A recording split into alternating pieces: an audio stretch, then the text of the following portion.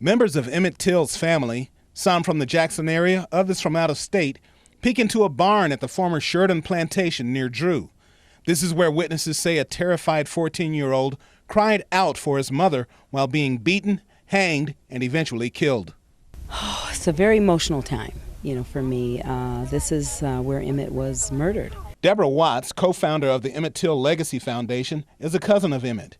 She and about 30 other relatives are taking part in a caravan that began in money. This is all that remains of Bryant's grocery and meat market, the site where it all began 60 years ago, where a simple act of flirtation that was taboo in those days led to a death sentence. In September, Roy Bryant and J.W. Milam were found not guilty by a jury of 12 white men. Later, safe from further prosecution, Bryant and Milam sold their story to Look magazine. Mark Goff, like many, didn't know the story until recently.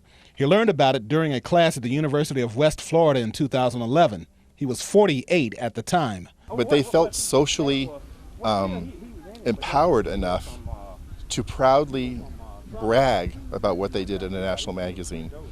And that tells me something about the social values that were extant in this area at the time.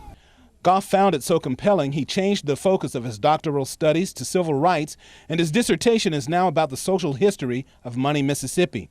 Some on the caravan represent the Emmett Till Justice for Family group. Watts explains. They are intending to provide justice for families who are experiencing something similar, because it's still happening today, even though Emmett's murder happened in 1955. And one young person with that group is Emmett Lewis Till Marshall. His mother named him that based on her relationship with Mamie, based on some issues that she's experienced in Mississippi. The caravan also visited several other sites related to the murder of Emmett Lewis Till, son of Mamie Till Mosby. On the Emmett Till Trail of Terror, Woodrow Wilkins, WXVT, Delta News.